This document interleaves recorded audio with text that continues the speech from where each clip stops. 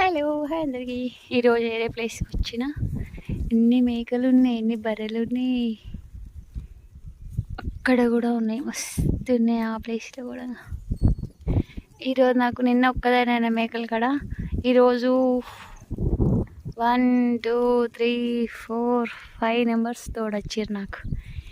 ఇంతమంది ఉన్నారు. చూడండి ఎన్ని మేకలు ఉన్నాయి, ఆడ కనిపిస్తున్నాయి కదా.